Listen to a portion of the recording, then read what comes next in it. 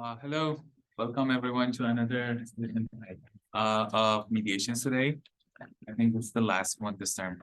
Hopefully we'll have more next term. So I will be doing the land acknowledgement.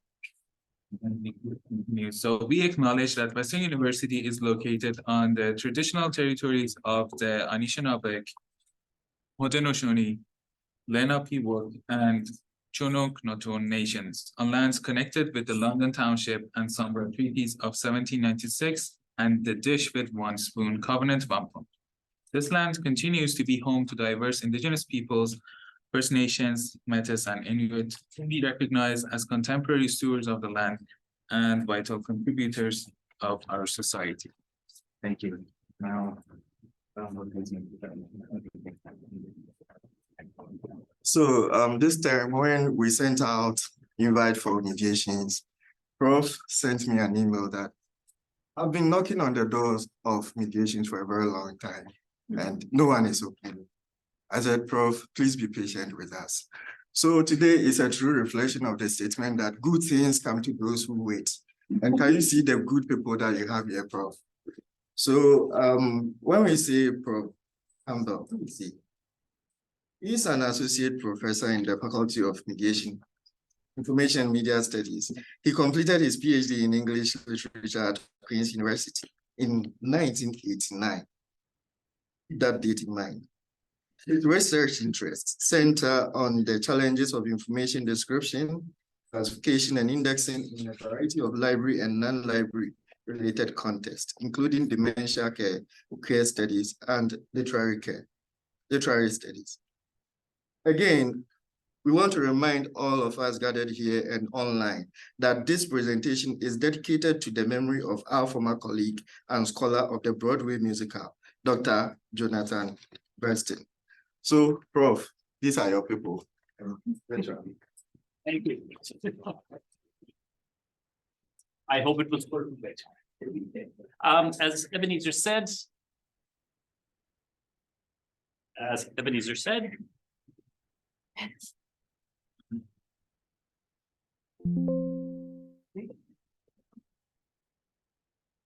thank you. Can you just stay here and click for me? As Ebenezer said, this is dedicated to Jonathan Burston. When Jonathan was first hired here at FIMS a long time ago, the two of us spoke very, very often about getting together to do something together. And unfortunately, we could never seem to find the right project to do it. And then life got in the way, and then death got in the way. And it never happened. And I miss him, and this paper would be much, much better if he had worked on it with me. So the moral of the story is carpe the heck out of that deal. Seize the day, you never know what's going to come. Okay, what I'm planning to do with this, here we go. I'll talk briefly about hallucinations in large language models, and then I'm going to talk about two cases in the Broadway musical that have a bearing on it, which may not be obvious at the moment, but hopefully will be once I've done it. And then back to hallucinations. So my understanding of AI and of large language models is not extensive.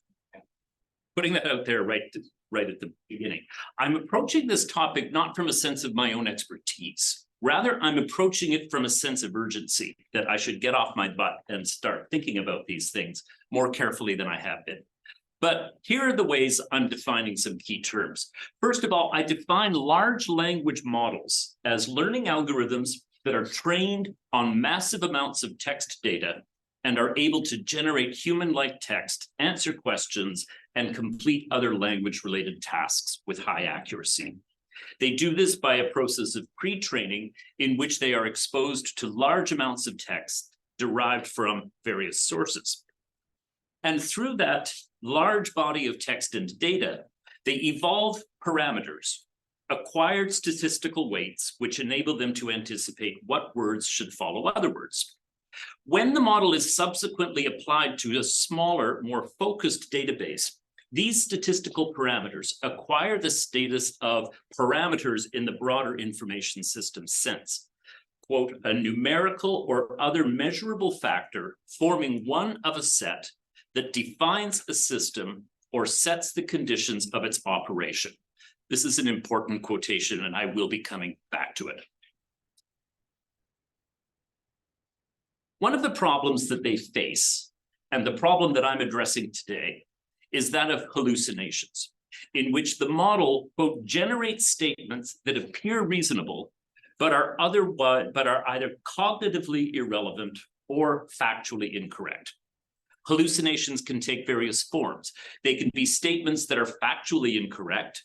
They can generate statements that are inappropriate for the prompt provided or inconsistent with various statements, with previous statements, or they can be simply nonsensical.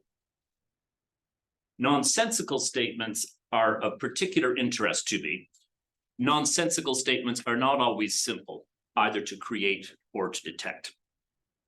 A team at Cornell has produced a taxonomy of hallucinations in an article titled appropriately Cognitive Mirage. At the moment, however, the terminology is beyond my comprehension, and so I resorted to a YouTube video by IBM Technologies, and that will have to do for now. According to Martin Keene in IBM Technologies, there are three primary causes of hallucinations in large language models. First of all, data quality, in which the system is working with data taken from unreliable sources, or the data has inadequate coverage in important areas. Second, generation method, in which the system's method of generating text, whether it's through beam search, sampling, maximum likelihood estimation, reinforcement learning, and don't ask me to explain any of those, proves to cause unexpected problems. And third, input context, in which the information given to the model as an input prompt, such as write me a poem, say, has assumed a context that the system couldn't recognize. Context is important, says Martin Keene, and if we don't tell it we're looking for generated text suitable for a creative writing exercise, we can't expect it to respond within that context. So the rest of this paper is concerned with the first and third reasons, data quality and input content. So what has this to do with Broadway? Well, it's like this. One of the great frustrations about AI, particularly for those of us who are intrigued by and nervous about its implications, is the black box. It appears to be widely conceded that we don't fully understand what goes on inside a large language model, and that we can't completely control it. And this is a matter of significant concern. But while the processes may be a mystery, the problems I've just described are problems we've encountered in other domains. And I thought to myself, if we could draw an analogy between hallucinations that happen in that black box and those that happen outside it, perhaps we can learn something useful that we can send back along the analogical path. We can't always see things with the naked eye, but perhaps we can trace their path if we can train ourselves to look in the right places. And so to Broadway, and to two specific cases where what happened on Broadway resembled a large language model hallucination. First, the case of Hamilton. In June of 2022, a church in Texas, the Door McAllen Church, mounted a production of Hamilton, the Broadway musical sensation created by Lin-Manuel Miranda that has been running since 2015. The pastor of the church, Roman Gutierrez, thanked the producers of Hamilton for permission to mount the show. The producers of Hamilton, however, had given no such permission. What is more, the Hamilton team, and Lin-Manuel Miranda in particular, were incensed to discover, through clips of the production that appeared online, that lines had been changed and scenes added. Eliza's word to her husband, which had been, "I'm not afraid, I know who I married, so long as you come home at the end of the day, that would be enough," had become, "I'm not afraid, my hope is in Jesus. If you just give him a chance today, that would be enough." In an added scene, Pastor Gutierrez appears and persuades Hamilton to repent of his sin and accept Jesus as his Lord and Savior. And after the June 5th performance, Pastor Gutierrez followed the performance with a sermon in which he equated homosexuality with addiction and exhorted gay people to seek guidance from God. Miranda and the Hamilton team promptly sued the Dore McAllen Church with the support of the Dramatists Guild. The church apologized and paid damages, which the Hamilton producers donated to the South Texas Equality Project, which advocates for LGBTQ+ organizations in the Rio Grande Valley.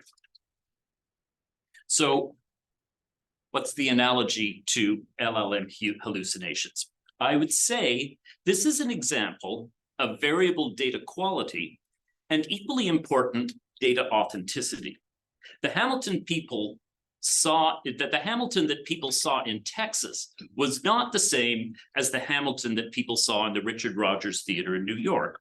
Furthermore, whatever the pastor said or believed, the version in Texas, which was not performed by an authorized touring production, lacked any token that signified official sanction from Miranda and the Hamilton team. So this raises two important questions about what goes on in that black box. First, how does an LLM verify authenticity, if in fact it does? And second, does an LLM's generation method include any analog to the process that we use to verify authenticity in other situations, primarily checking for a piece of metadata that certifies the authenticity of the data?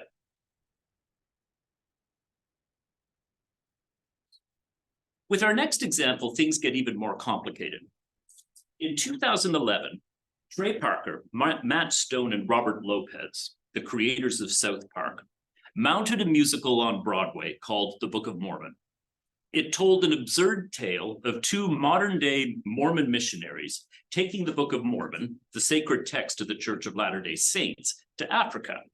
In so doing, it made fun not just of Mormonism, but of religious faith in general, and of many conventions of the Broadway musical itself, and it divided audiences as a result. Some found it offensive, either because it made fun of religious faith or because it ultimately let faith off the hook.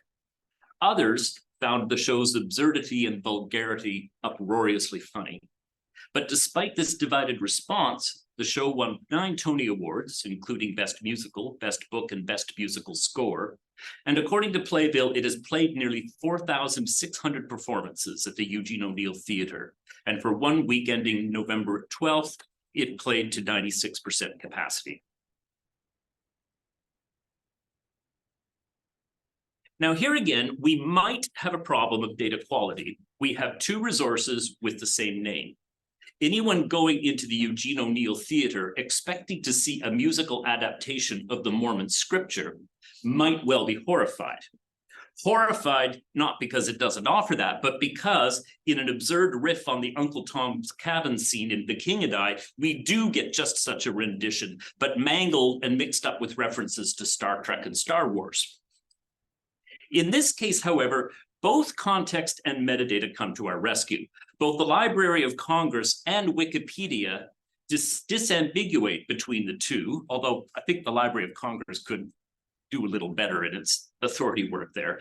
And unlike the church in Texas, at no time did the musical's creators try to pass off their work as the original text. And furthermore, according to Adrian Hale, the Church of Latter-day Saints responded to the musical, at least in its official utterances, with good humor. But there's another relationship here, one that is more complex, and that is between the Book of Mormon and the genre to which it belongs, that of the Broadway musical, as it emerged in the mid-20th century under the influence of Rodgers and Hammerstein, Frank Lesser, Julie Stein, Stephen Sondheim, and many others. In The Secret Life of the American Musical, instructor and Broadway producer Jack Viertel cites the Book of Mormon extensively as an example of a musical that impeccably conforms to the structural demands of the Broadway musical genre. Shows, he says, as disparate as Wicked, Mormon, Hairspray, and Caroline are, wittingly or unwittingly, using the building blocks that evolved beginning 3/4 of a century ago or more. One of these building blocks is what he calls the main event. Quote, in most second-class acts, there are two big blasts of energy, two show paces that are designed to give the audience its money's worth. Sometimes it's the whole 9 yards, like the spectacular Waiter's Gallop and the title song from Hello, Dolly, or the spooky Mormon Hell Dream from the Book of Mormon. And if you've ever seen the Book of Mormon, the spooky Mormon Hell Dream it's worth sticking through the intermission for.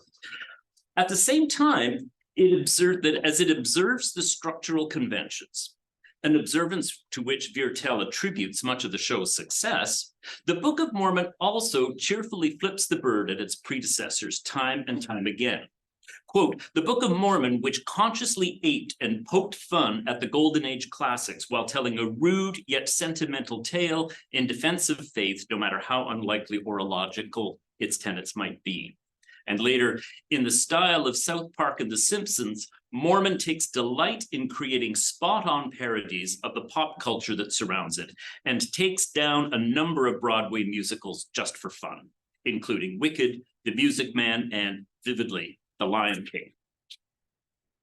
Parker and company stay within the genre, but they treat that genre in an irreverent spirit, perhaps no more so than in Elder Price's soaring 11 o'clock number, in which he cries, I believe that God has a plan for all of us. I believe that plan involves me getting my own planet.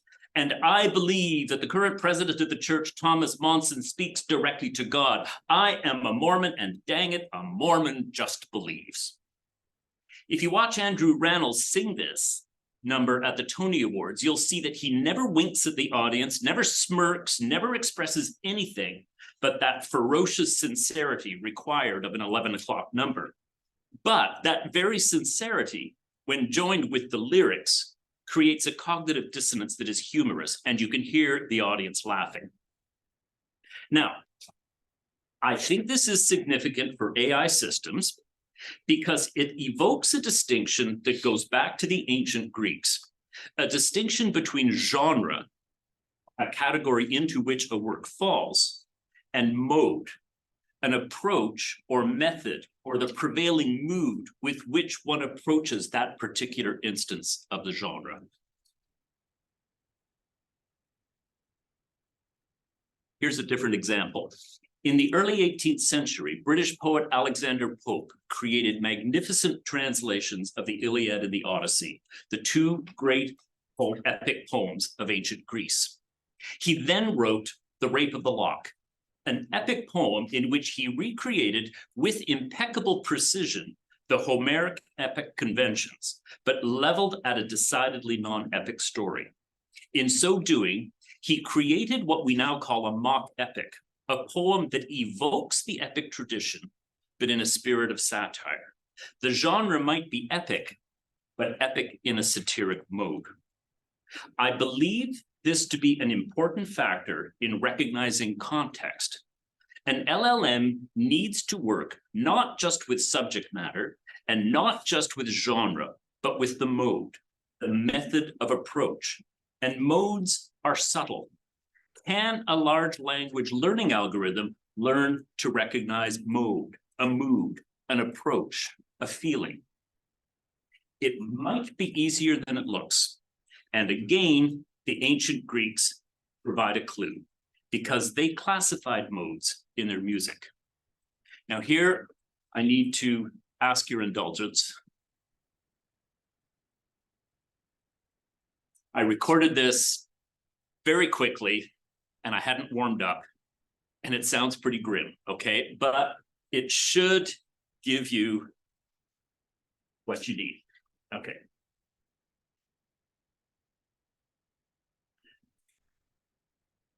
Okay, so the concept of the mode in musical theory can be linked very easily to a single major scale. If I play a major scale starting on the bottom note, the tonic, I produce the Ionian mode.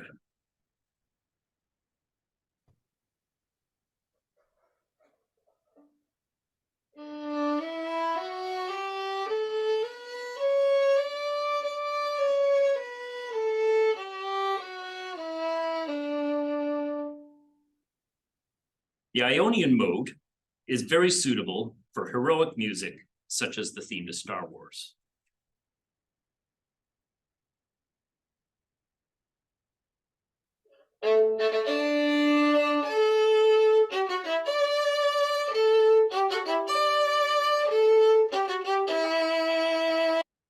Now, if I play exactly the same scale,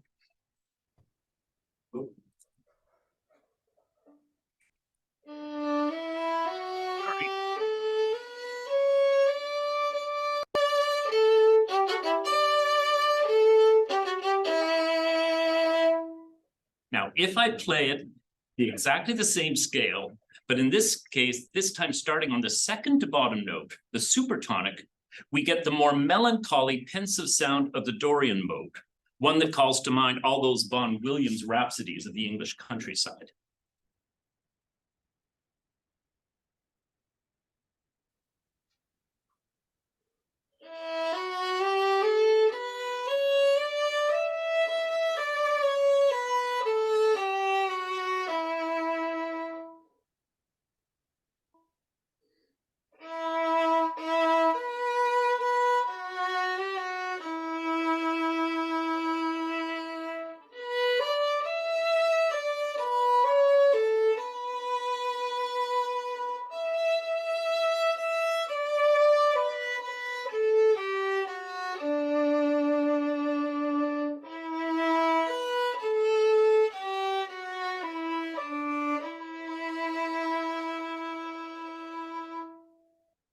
And if I play the same scale again, but this time starting from the fourth note, the submediant, I get the Lydian mode, which produces an effect of magic and mystery, such as the Yoda theme from The Empire Strikes Back.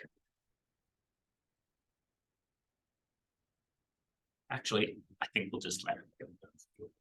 So, what's the point of all this? Well, simply this.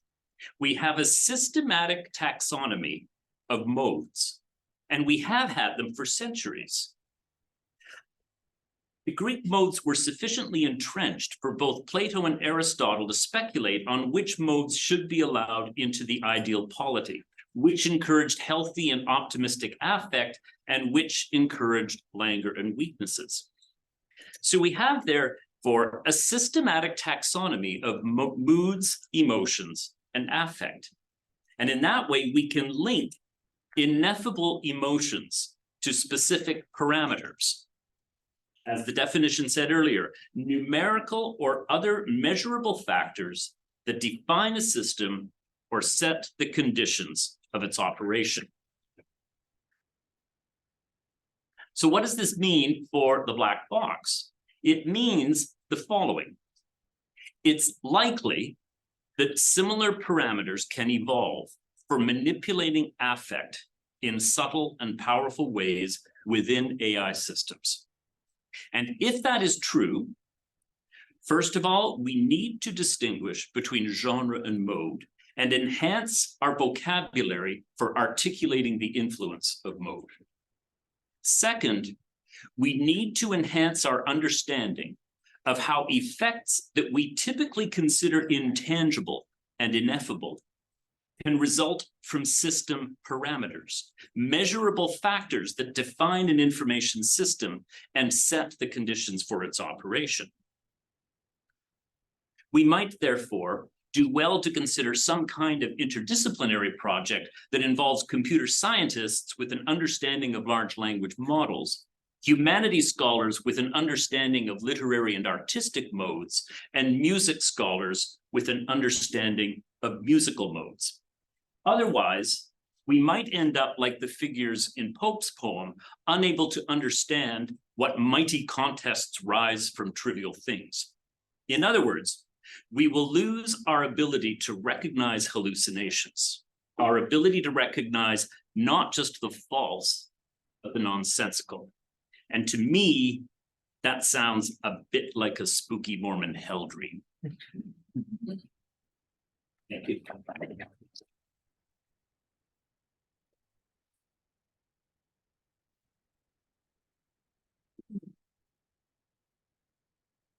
Thank you very much, Grant. That was very fascinating, and I'm interested in genre, so I intrigued by that distinction between genre and mode. I found that very interesting. I wanted to ask you, you mentioned that Aristotle and Plato thought that some modes are more appropriate than others. And I'm intrigued by that word appropriate, because when we think of AI and technological advancement in general, it's not so much what's appropriate as it is what's possible. And we're doing it because we can, not necessarily because we should. And and I wonder to what extent we can save that notion of appropriateness and what the humanities might have to say to technology and computer science in that regard. Well, I think for one thing, appropriateness is the hill that AI systems are climbing. That it's not just a simple matter of their reach, but the extraordinary accuracy that they're capable of achieving. And a lot of that accuracy depends on being able to suss out not just factual information, but the surrounding context, which determines what is appropriate. I mean, that's something that, we're all as instructors sort of depending on the fact that they can't do that yet, which means that you can recognize when somebody's generated something that is completely inappropriate for an assignment. But I think the object that a lot of AI systems like ChatGPT are going for is a more enhanced and precise response to what is called for on a particular occasion. And appropriateness finds its way into that tremendously. A lot of it is not just having the right data, but framing it in a way which is appropriate for the occasion. That makes sense. Yeah, that's intriguing. And intriguing to imagine AI heading that direction with regards to appropriateness. Are there any questions from our esteemed audience? Alex. It's utterly fascinating. I didn't think that musicals would end up interesting to me, but you did it. This is great. So I'm just want to try and dive into this a bit more. I'm not entirely sure where we're going yet, but the idea of the different modes as a something that's obviously fairly easily encodable in code, right? Like the music generation is quite easily done, and many of these large language models are becoming multimodal over time, so they are able to handle images and text and audio. Are you imagining possibly that something like these musical modes might be some extra piece of metadata that would be part of either the training or the generation or the instruction to the AI, such that if you give it the triumphal music, it will be inclined to generate text that is, uplifting? Or if you and if that's the case, are you imagining maybe that there is a mode of for lack of a better phrase, truths speaking, and there's a mode of storytelling? Because right now it doesn't know the difference because the machine has no doesn't have that context.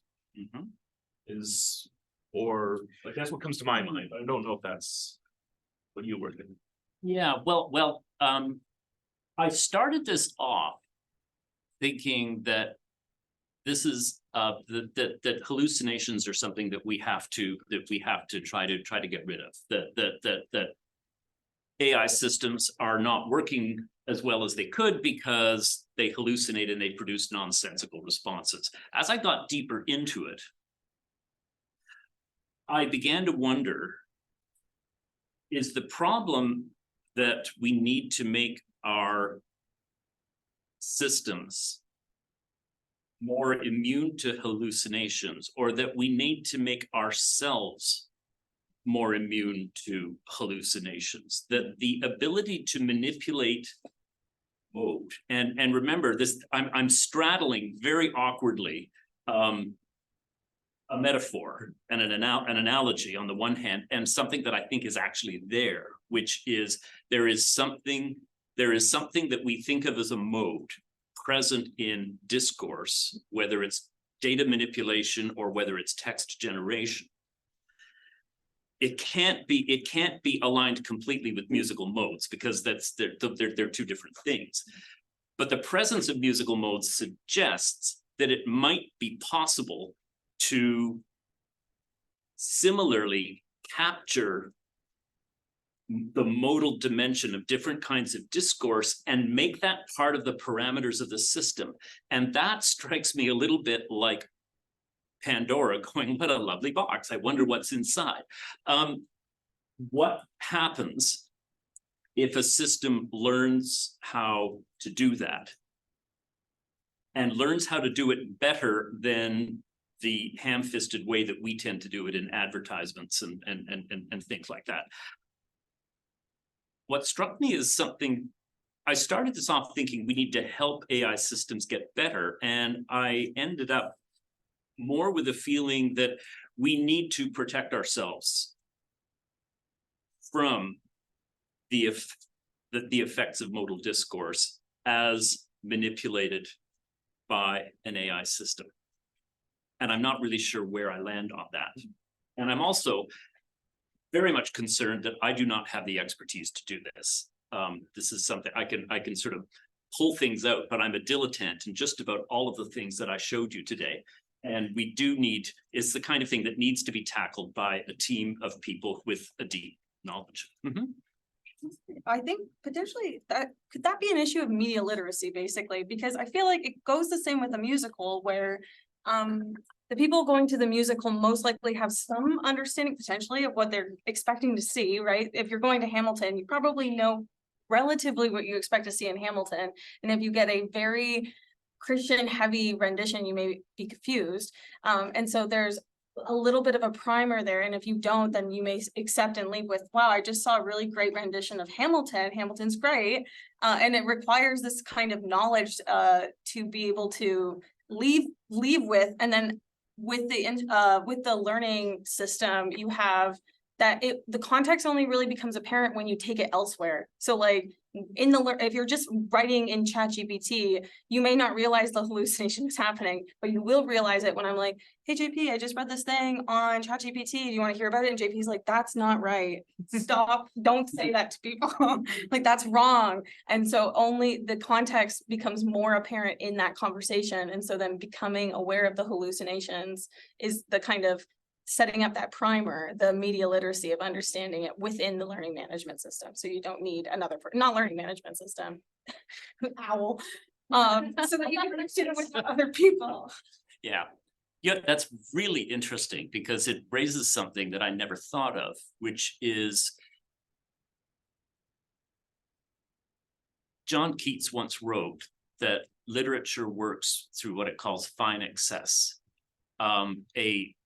There's a startle effect that comes from great literature. There's always a balance in creative work, and I would argue that that extends beyond what we sort of normally think of creative work, between satisfying generic expectations, which you have to do to a certain extent so that people feel comfortable, and at the same time surprising them out of their expectations so that they feel they have seen something new, they've seen something interesting, something that has grabbed their attention. And I'm wondering, is that where the dangers of modes comes into play? Because it startles you. It's possible to startle people with stuff that's not true. I mean, I spent most of yesterday afternoon convinced that there was a terrorist attack on the Lewiston Bridge, on the Rainbow Bridge, you know. And it took a long time for me to believe that in fact it wasn't a terrorist attack. But you know, we do tend to respond to what startles us, what surprises us. And if it surprises us in an intuitively attractive way, what's going to happen? So the idea of recognizing hallucinations is very, very close to embracing hallucinations. And I'm wondering where the line is between those two. And I'm wondering, is it possible to, are there parameters for both? And is it possible for us to define what constitutes an acceptable surprise and what constitutes a hallucination? I am not sure. Grant, do we have any, sorry, Matt, do we have any questions online? No, okay. Are there any questions, other questions in person? Oh, So, are there more things than just mode and genre, more forms? I was just wondering about, you know, poetic forms or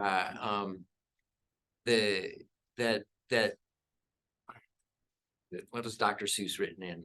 Hexamic pentameter or something like that. And so it and there's lots of forms, aren't there? And so this is the first question. What's the relationship between modes, genres, and forms in general? Are they more primary somehow or more significant? And the second one is the part of what makes ChatGPT-4 in particular so gobsmacking is what a good bullshitter it is. And we've all seen like really good bullshit that kind of leaves you, I mean, it's sort of like the way you were describing how you thought it's got to be terrorism because it kind of fits expectations and sort of, and it that's,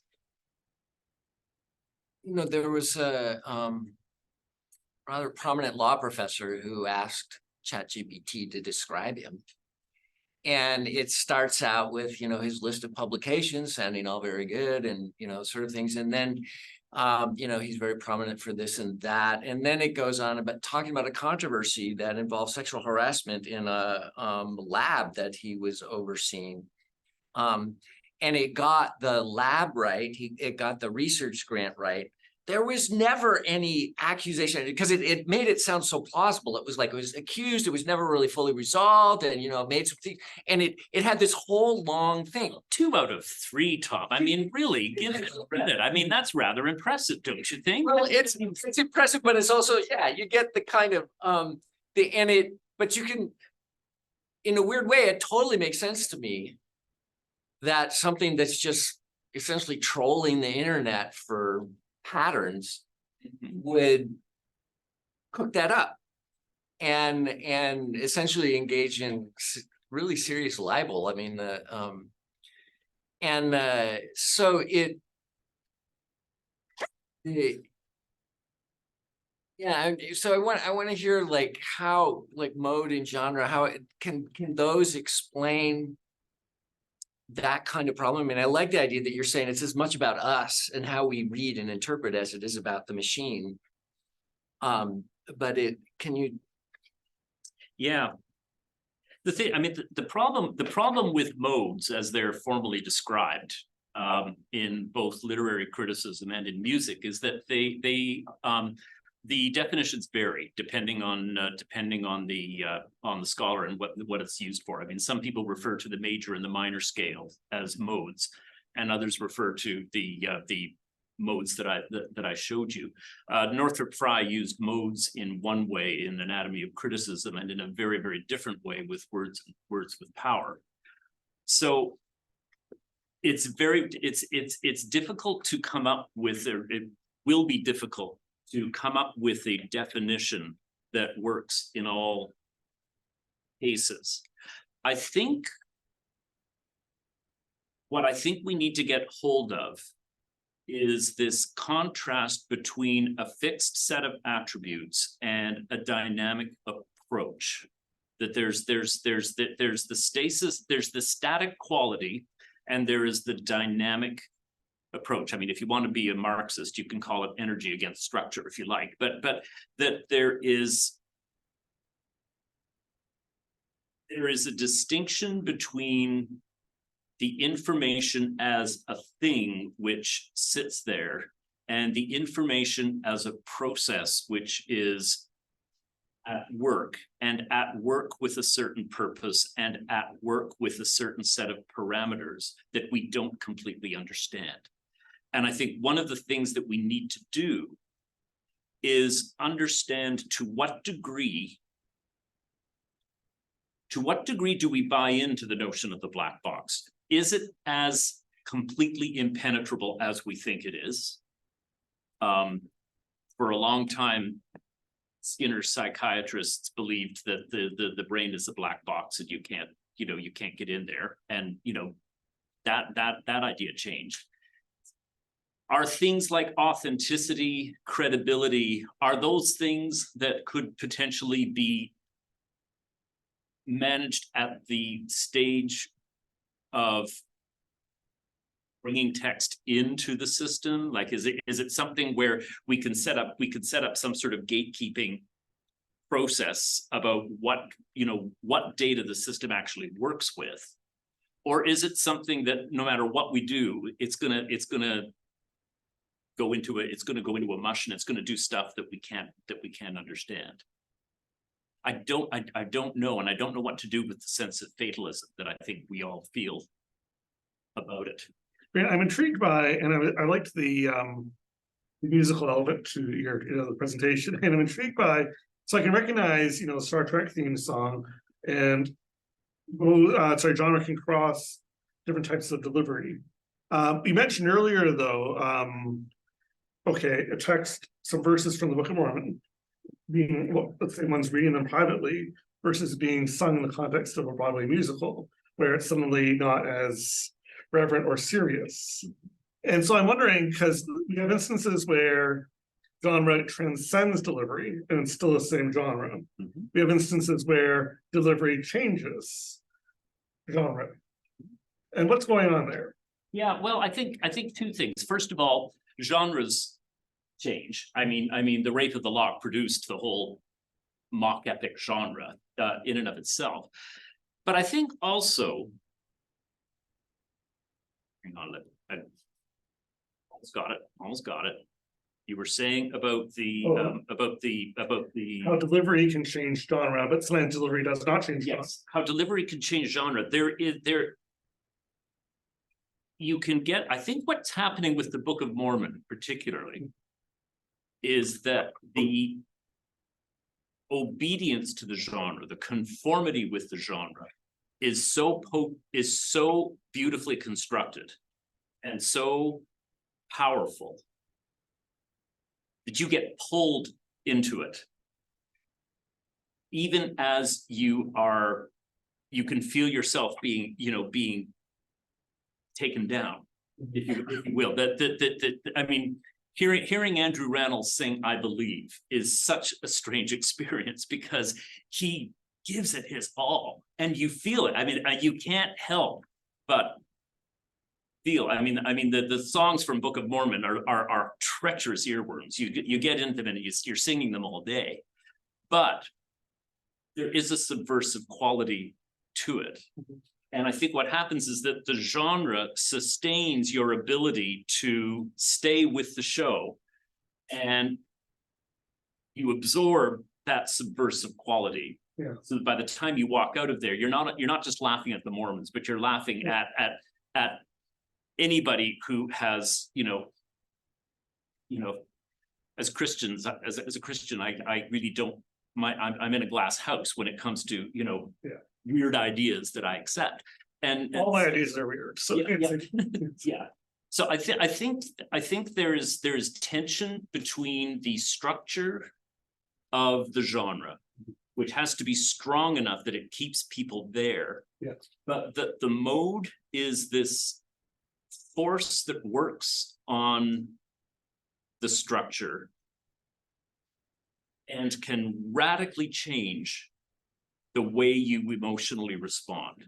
And that I think the key to all of this is that ineffable emotional response may be possible to tie. It may be possible to tie that to specific system parameters that make it possible to turn it on and off and to change it when you want, when the system wants. And that scares me.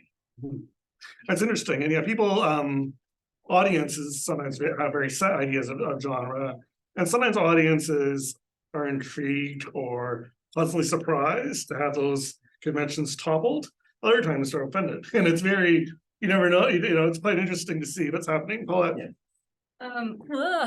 Chair just fell over. I think that as you were talking, and then you just got there where you got at the end about the parameters and emotional response, because all along I've been thinking, like, there's really something here that's about reception and also about interpretation. And that's happening between these systems and these models and the genre and the mode and the humans who are interacting with them. And I think it's like, so for me, that's kind of a corrective to the sense of fatalism that you feel, because I mean, I don't know how that can be coded and encoded and decoded. But I mean, somebody help me understand, because I'm sure it can be. But I also think that we also know is that, like, I mean, it's not predictable, our responses to music, to genre, to mode, you know? And also I would say our responses to hallucinations that ChatGPT throw up at us are also not predictable, right? Like it's something, I don't know, something to do with response and interpretation, and that space between that. I think there's something there, Grant, but I don't know. Yeah, but you know, I'm wondering, I mean, my own responses are unpredictable to me. I mean, I, you know, feelings come to me and I'm like, you know, are they predictable? Are they unpredictable to others? My husband knows me a lot better than I do myself and can predict. Now I'm my going to be behavior. filled with utter fatalism. I mean, I think you're right, and you know what you say reminds me of something in Tom Stoppard's play Arcadia, where he says, there's this long slide towards entropy and fatalism, but sexual desire is the thing that people fancy each other, and that's something that the universe just doesn't know what to do with, and that's that sort of random element that keeps it going. I think my feeling is that we need desperately to increase the sophistication of our interpretive methods of what we're witnessing. That it's we can't just lie back and say, well, it's beyond our control. We have to engage with this, and part of engaging with it is, if you can't get inside the box, take something that you know is happening in the box, pull it out and look at it at a scale where your eyes can adjust, and see if that helps you when you're interacting with the black box again. Good question in the back. That last sentence should be a takeaway. The last sentence should all be like down. Yes, just some thoughts based on the previous conversation. I'm curious about to what extent we can reduce or avoid the Hallucination. yeah, hallucination. Okay, thank you. So I think because based on my knowledge, I think the large language model is based on the probabilities. Mhm. So which means that if we sum up the small possibles together, so which means we can, probably we cannot avoid to get some nonsense answers. So although we can improve the model in terms of increasing the accuracy by including more parameters, including but not limited to the mode and the genre. Mhm. But I think that's one of the limitation of the AI models, is that we probably cannot expect it can give us a right answer for all different kind of tasks. Right. And I'm wondering where our attention should be devoted. Should we be devoting it to the gondola, or the big hump of statistical likelihood, where there's a lot of data and there's a lot, it's possible to predict reasonably accuracy? Or should we be investigating the long tails more? looking at places where the hallucinations actually happen and say, is there stuff there that we can figure out? Is there stuff there that where it shows itself? If you will. I don't know. Lisa, did you have a question?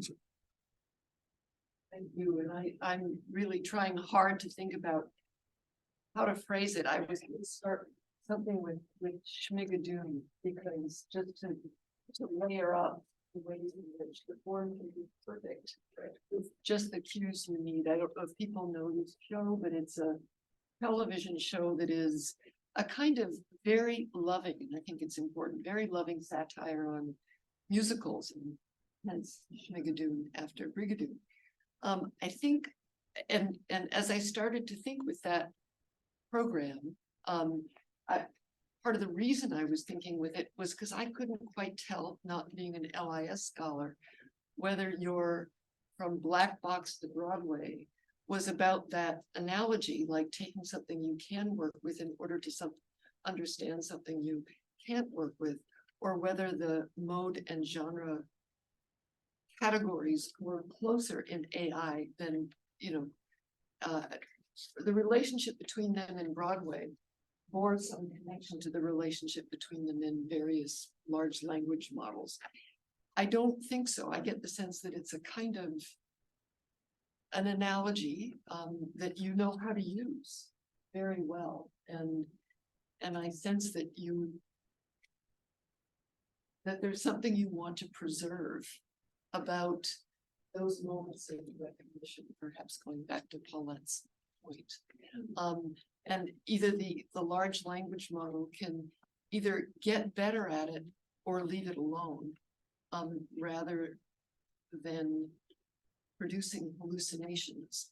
But that led me then to want to ask a different question, which was less about the love that one fears losing in this generative scenario than about the valence in the word hallucination. I don't know. I figured it was clever to bring the word large language models. Although for all I know, it started there and then got brought into psychology, the study of psychosis and culture. I mean, I'm not sure where it started. So can you tell me something about the genealogy of the word hallucination? I'm afraid I can't. All I know is that when I was reading up on AI systems and large language models, particularly, that this was something that was raised as a problem. As far as I know, it's a term that has been applied primarily due to AI and large language models. I'm not aware of it being used in computer science earlier, although it may have. I don't know. But it struck me as being something, a term which validated the notion of AI systems as sentient, and that they're having responses that are like human minds. They feel depressed, they feel sad, they hallucinate, they whatever.